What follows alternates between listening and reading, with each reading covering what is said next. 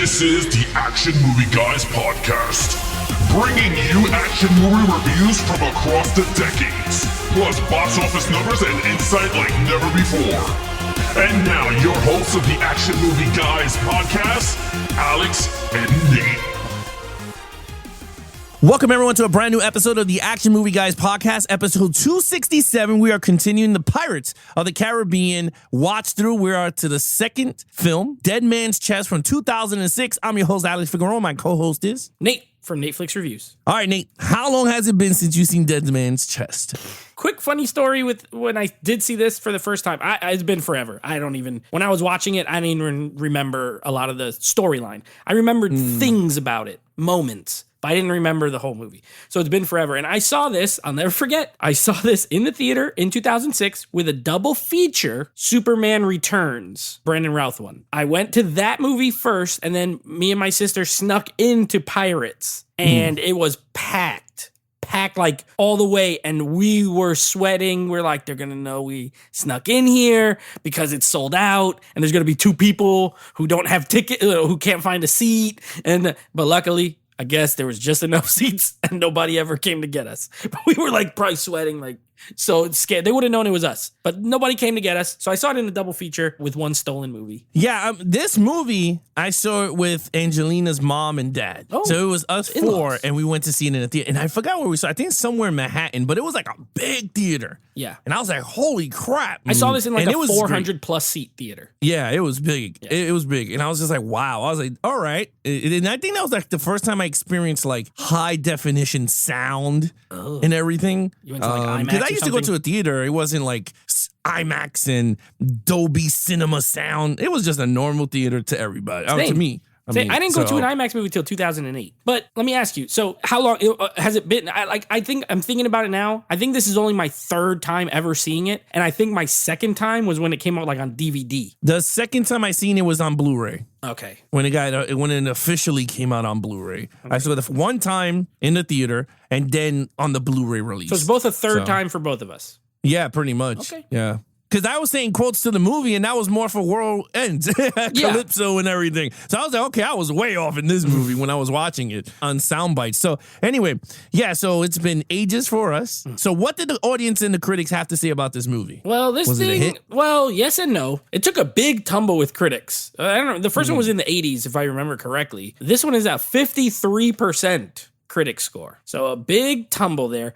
Audience score, a smaller tumble, 72%. So still mostly liked, and I remember also when this came out, it set the opening weekend box office record at the time. It was $1 billion movie, 2006, and it was actually, to that point, the fastest movie to reach $1 billion worldwide. And it was like 60-something days, which now they hit $1 billion in like a month sometimes. Yeah. So but this was a massive hit, is the point. But critics didn't love it. Well, that's kind of interesting, right? Yeah. I mean, well, I can 53, see it. I mean, half of them liked it. Yeah, well, look, I'll just give you a quick, because we did say we're going to do box office numbers for this franchise only. The box office domestic was 423 million, 642 million international for a worldwide total of 1 billion. Let's just say 1 billion on that, with a budget of 225. And this is $1 billion in 2006 dollars. So inflation, it's probably more. It's probably 1.2 or 1.3 billion. Yeah, and then opening night, for those of you that are into opening night numbers, that three-day weekend was 135 million. That's pretty high. Record at the time. It was the biggest opening weekend in history. That's pretty high. For Pirates of the Caribbean 2.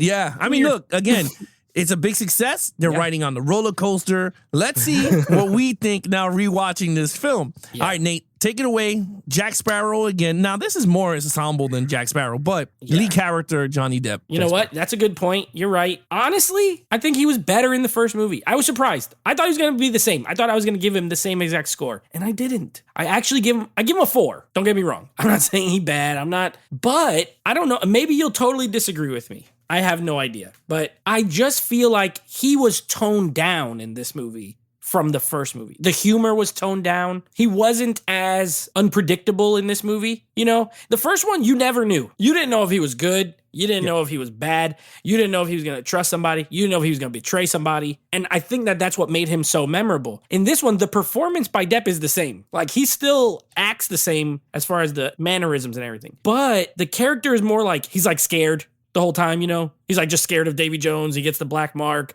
He's like, he just felt different to me. He didn't feel as like such a confident character. He was always like being a little bit chickeny. And then he did have his moments. Like I love at the end when he comes back on the boat, you know, when you think he's gone and then he steps on the gun. And that was a great moment. But it happens like 2 hours into this movie where most of the time he's been kind of like chickeny to me. So I didn't love that. I wish he was a little more like the first movie. I would have given him a 5. I gave him a 4. You know, it's funny because watching this film, I do agree with you. It's something was off with this Jack Sparrow. He had his moments that were funny, and I guess it falls under storyline for me. Why certain things did not work for me with the character. But when it came for Jack Sparrow, yeah, I do. And don't get me wrong, when they showed him in the beginning coming off the coffin, I had a smirk in my face because it was funny. Yeah, like when he had the gun and you saw the gun pointing, because destroys the bird. Yeah, he shot the bird out the tombstone, and then he goes, "All right, mate," and he goes, sorry, and then he rips the leg off, and then he rose with the leg. Yeah, that was funny. Yeah, he rose with the leg. Like, I think those moments to me is more Jack Sparrow. You're right. Once they introduced the Davy Jones character, and then they introduced Bill Turner, his father. Once they introduced him, Bootstrap, and gave him that curse, that's to me where the character just started to go down. Yeah. But I felt like the hit for the character, and I don't know if you agree with me, is when they gave more screen time to Will Turner and Elizabeth Swann. I feel like the story never became Jack Sparrow anymore. Now it became a full ensemble. Even the guys on the boat had personality and more screen time. Now, I'm not taking away from them because I know we have 3 more movies to go. Mm-hmm. And I know a lot of the ensembles, some people are coming back, which we're going to talk about in a few in the storyline. But I do feel like Johnny Depp did get hit somewhere. And I gave him a 4 too. I still think he's an amazing character. Oh, I mean, and the performance is great. Said it, yeah, you said it right in the first review when we did Pirates 1. Yeah. That character is going to be iconic forever. And you get to see why in this one. Yeah, 4 across the board. Yeah, we're on the same page on this. Main villain, my man Davy Jones, bro. Davy Jones. The Phantom of the Seas. 5. Yeah, 5. He's my favorite. And from what I remember, I think he's my favorite villain of this franchise. Now, I agree. I really don't remember part 4 at all, so we'll get there. And I know 3... he's in it, but he's not the main antagonist. So I don't want to get ahead of myself. But from what I remember, this is my guy. I like him better than and Barbossa was awesome. But Davy Jones, Bill Nighy his voice is great, and he did the motion capture. You could see in his eyes, it kind of looks like him. It's weird. Yes. And isn't it weird that like this movie came out in 2006 and it has better effects than some movies that come out now? Like there's moments where obviously they look CGI. But, like, his eyes look more human than a lot of these other movies that do CGI and motion capture now. So, it was uncanny. I thought he was amazing. I love him. He looks awesome. He got an octopus head and, like, a crab hand. Or a lobster hand. And then, like, an octopus human hand. He's the captain of the Flying Dutchman, which essentially in the movie he's tasked with like ferrying souls from like one side to the other side, but he'd be having these people work on the ship for 100 years. Like he's bad, dude. He's evil. Yeah, and he's just collecting debts. His ship looks sick. It's got that big face on the front, looks like a barracuda or something. Everything about him I love. I gave him a 5. I love him. And he's flawless to me. Flawless. Yeah, I mean they got some. I mean we're not going down the line, but they got some good ass ships. I mean, the design for these ships and all these movies are great, but we'll talk about them because I mean, Black Pearl's a piece of crap next to the Flying Dutchman. The Flying Dutchman, and even Blackbeard's ship is even like. I mean, we'll get to it. I don't remember. That's part 4. Yeah, I don't remember. But okay, now besides Davy Jones, I mean, I know Davy Jones is. Oh, you also have the East India Trading Company guy. You got Coulter Beckett. He's a douchebag. I give him a 2. He's annoying. I don't really. He sits in an office all day, does nothing. From what I remember, he takes a bigger role in the next one, and I hate his guts. Oh yeah. I mean, go ahead. Don't talk about him because he is a villain. So he is a villain. So basically, he is the like head of the East India Trading Company, who is like they're basically trying to control the seas. You know, trade it, all that kind of stuff. It's a power move. He arrests Elizabeth and Will Turner, and basically he'll say he'll pardon them if they get him this compass that Jack Sparrow has. That's the nuts and bolts of it. And of course, there's a lot of millions of twists that happen from that. But for me, he's annoying. I don't like the actor's face, something about it. I mean, I guess that's a good casting because you're supposed to not like him, and I don't. I actually hate him. And you also get the guy returning from part 1, who was the military guy that was trying to catch them, that wanted to marry Elizabeth Swann. He comes back. He's still annoying. So I give that villain aspect like a 2.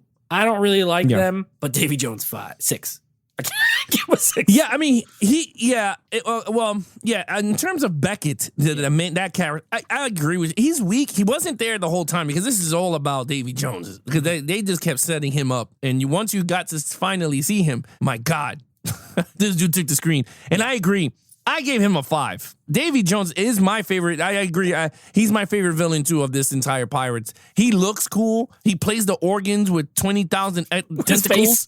Yeah, he's all up in it, bro. That's even like, I don't know, like that one scene of him playing the organ is one of the most badass scenes I think I've seen in like one of these Disney movies. Yeah. It's just so cool. Like he's just in it. His little face he's just all up in it. Yeah, he's just like, and I like it. Like it reminded me of Phantom of the Opera. He's just chilling there, like getting all into it. And I was like, okay, that's cool. He is very diabolical, man. When people are gonna die, he's like, do you fear death? And I was like, whoa. Like after smelling your breath, I do, my brother. I do. Like, and his crew was awesome too. I love the dude that looked like a tiger shark. That's my dude. With the long head. Yeah, he's my dude. You got other ones too that look creepy, but I love the designs of all of them. You're right, the special effects on all of those characters still hold up. I don't know why the hell the 4K. I don't know if I don't own the 4K. I saw it digitally in 4K, and it looked crazy good in 4K digital. So I don't know what it looks like on disc because I mean, me and you heard how bad the transfer was on the first one. So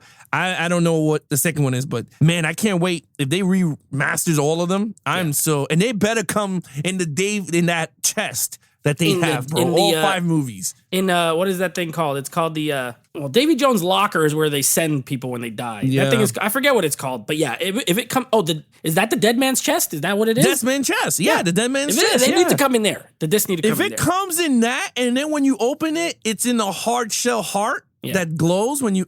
That'd be sick. I'm like, you take my money. Send them an email. They listen to us about re-releasing it in theaters. That's true. You never know.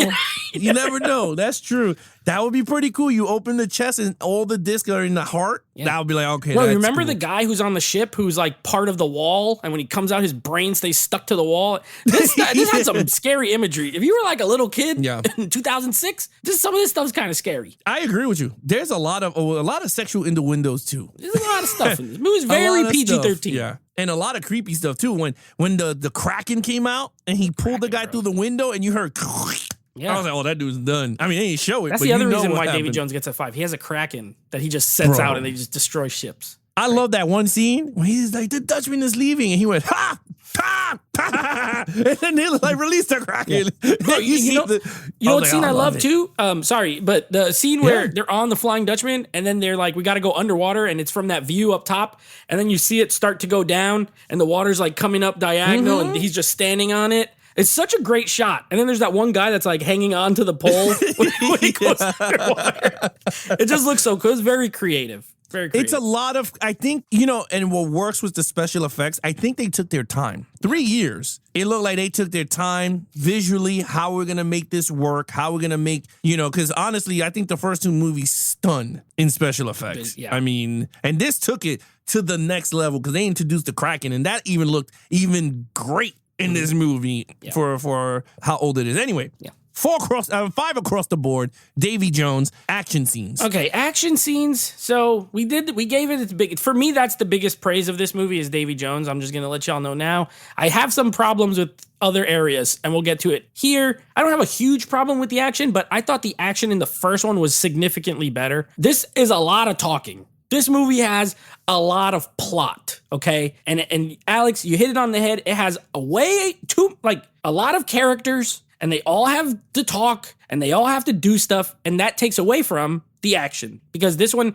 there's a big, huge set piece at the end that's awesome, which is when they're on the Black Pearl, and the Flying Dutchman comes up out of the water, and they're gonna shoot the cannons and all that kind of stuff. Like that whole scene, from that point, actually from the scene on the beach to that, Like the last 35 minutes or so, that's where pretty much all the great action is in this movie. You get the sword fight on the spinning wheel, which is super inventive. I love the shots that are from the side, and the camera looks like it's spinning too with the wheel. I think it looks awesome when you're inside the wheel with Johnny Depp, while the other two are fighting on top of the wheel. Like, I thought the wheel scene was great. It adds a little humor. It also is like some good fight choreography. You got the 3-person fight when they're on the beach with Jack Sparrow and the other guy and Will Turner, and they're fighting. I thought that was a lot of fun. And then you have those guys coming on the beach trying to get the chest. And then that all leads to this big fight with the boats and the Kraken. All that's great. Don't get me wrong. I think it's fantastic. But before that, there's not a lot of action. You'll get like the Kraken takes a boat under really fast. Yeah.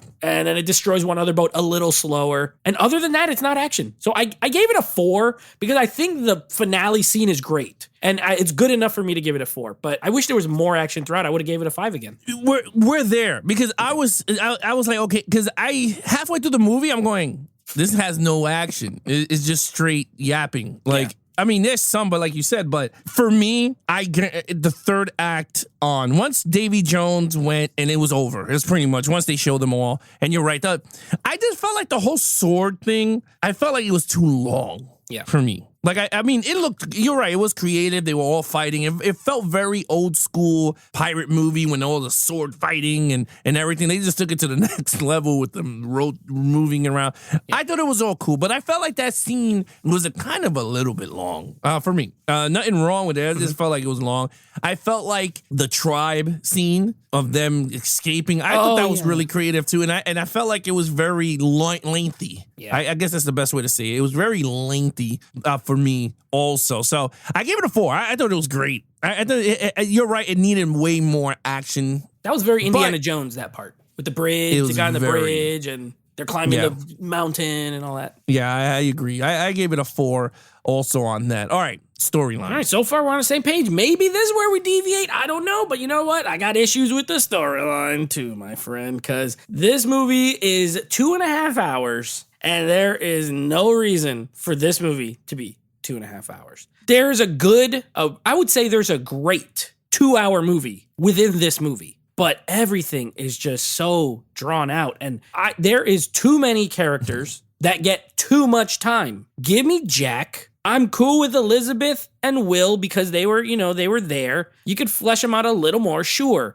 But like, we're getting too much with that other guy. Like, once I saw they brought that guy back, I forgot about that whole part. I'm like, oh, here we go. He gets more storyline than he needs. I'm sick of him already. The other they have the double villain, right? Davy Jones was enough. Let's be honest. Davy Jones was enough. And then on top of that, like the way they get Will and Elizabeth back with Jack Sparrow, it felt very forced. Like, I feel like the writers were like, we need to figure out a way to, and I think I know the problem. I'm going to say it in a second. We need to figure out a way to like get these two to have to go back to Jack, but then it takes them so long to get to him. Like, she got to go on this other boat and pretend she's a dude, and then go to Tortuga and pretend she's a dude. And I'm like, oh my gosh, it's too much. And you know what I think the problem was? This movie and the next movie were filmed back to back. And I think the writers had a plan for like this 2-movie thing, and this movie, even the way it ends, it doesn't really end. You know what I mean? Like,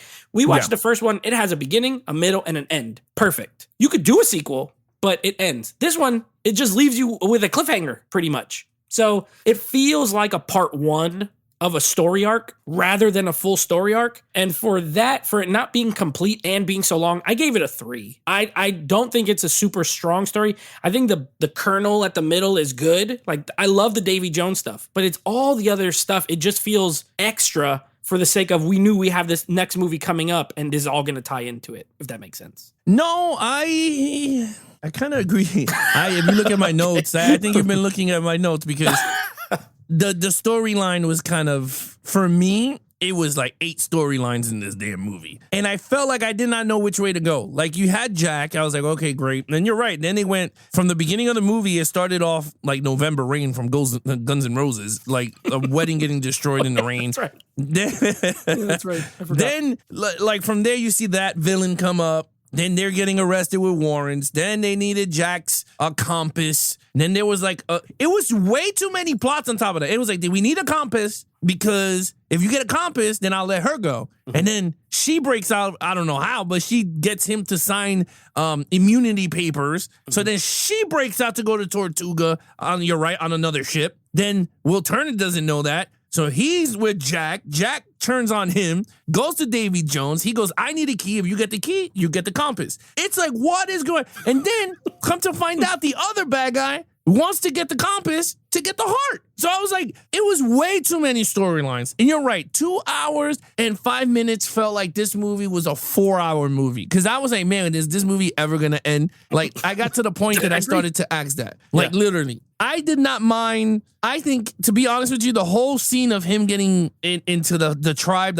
tiki, boy, pointless. licky. It was pointless. That was the worst part of this whole movie. To be honest with you, it was really bad. And if you would have cut all that ball licky crap out, I think the movie would have been better. It would have flowed somehow. You're right. It felt like they did not know how to get these characters together. And even when they got these characters together, it's like they all had morals to trade on each other. Yeah. Like, she wants to bang Jack because you saw it on the compass. She was like, whatever you want, the compass is whatever you want. It shows it. Yeah, she kept harping on Jack. Then she's telling Jack, and she's like flirting with him, getting all up on his grill. And then at the end, she turns on him. Which pissed me off, by the way. Yeah, okay, we're on the same page. Off. All right, we're on the same page then. I hated that part. Trust me, I got to the point that I was like, this part, whoever wrote it, it did not make sense. Because she cheats on Will. She makes out with him. He sees it for a millisecond. He doesn't say nothing because he thinks she's going to bring it up, which she's not going to bring it up. Then all of a sudden she gets on a boat and she says, oh, he says to go. Everyone in that boat knows Jack Sparrow would not stay on the boat for everyone to see. So, I didn't like that scene. It annoyed me. It got me really mad. And I hated Christine Knightley even more after this movie, to be really honest with you. I hated that part. I forgot that happened. And when it happened, I got pissed off. And then at the end, she wants to act like she wants to go save him now. Well, now you want to go save him. You're the one who stuck him on the freaking boat, tied him to it. It's your fault. Yes, exactly. And that's the thing that annoyed me. And again, that is not lazy writing, but it was stupid writing, right? Yeah. Because you introduced the whole, we got to get Jack again. And I'm like, wait, the movie is ending. Now you're going to tell the audience, okay, there's another part. But you could have did it in another way instead of going, do you want to go to the end of the earth to get him? Like, the dude just died 2 seconds ago. Everyone's going, yeah, woo. I couldn't. I thought the last 5 minutes, I love the Captain Bones. I like when he comes out. And he bites the apple. I love that. Yeah.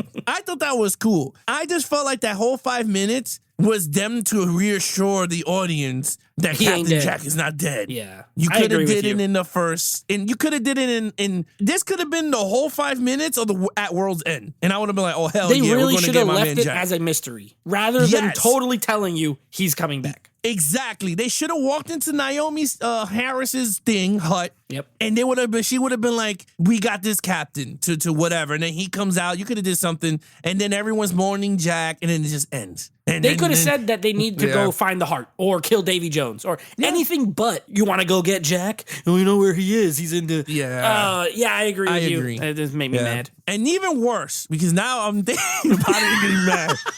I think this soundtrack sucked. I'm sorry. Ooh, and this is this one's just Hans Zimmer. Dude, let me tell you. And I know, and we could have an argument here. I don't care.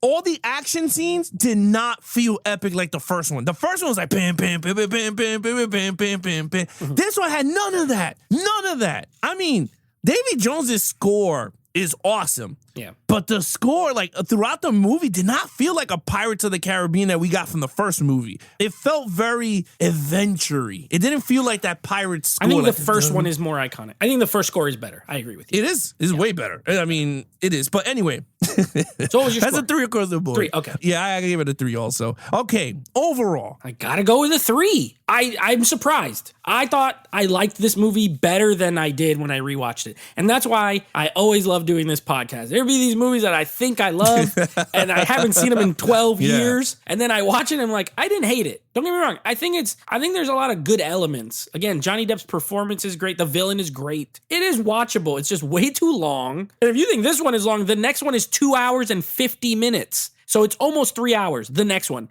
And I tell you right now, I remember not liking it. I've only seen At World's End one time because I remember, I think I even thought it was too long back then. So we're in for another, this is basically 1 5+ hour movie. And it's like, it just didn't need to be. This one, it's too long. I didn't like the character turn for Elizabeth where she did that thing at the end. I like Will Turner in this one. I think he comes out the best out of everybody, to be honest, because he gets to see his dad. He gets to meet his dad again. He's the most honorable of the three of the main characters in this movie. You know what I mean? He does the stuff. He wants to find his love. He tries to play the game against Davy Jones, to beat him in that little dice game and all that stuff. Like, I thought I liked him better in this movie than in the first one. But overall, I gave it a 3. I think it is good. I think the production values are amazing. I think this movie looks better than the first movie. The effects are great. The cinematography is great. The budget looks like it was higher budget and they used the money correctly because it looks better. But other than that, it's not a better film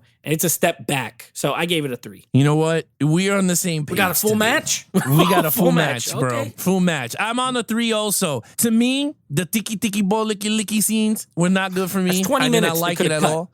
Yes, Elizabeth Swann is annoying as hell in this movie. I hate Will Turner in this movie. I mean, I know you like him. Oh, I like him. I know the storyline, he's cool, but he's just annoying as a character. Like, it's like every character in this movie, like every character from Jack to Elizabeth Swann to Will Turner, they all got a trait. Like, they all have this trait like betraying everybody. Yeah. Like, it makes no damn sense. Elizabeth, because of me saving you, where she's gonna go to prison. And I like that one scene he said, then you should have not saved me. Like, you would have not been in that scene. Like, I don't know. I just felt like the characters to me, they're gonna start getting annoying. I remember that. Mm-hmm. But they don't come around after 3. I think they're done. Will Turner and Elizabeth. Turner returns, I think, in 5. But she's done after 3. Yeah. Yeah, thank God. She's annoying. Oh, I don't like the way God, she talks Kristen. either, Keira Knightley. She leaves her mouth open at the end of words and it bothers me. You're going to notice it now. Watch. Yeah, you bastard.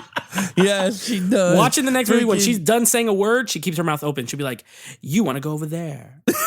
And she won't close it. Watch. You'll see. It's going to bother you. I promise you. Damn it.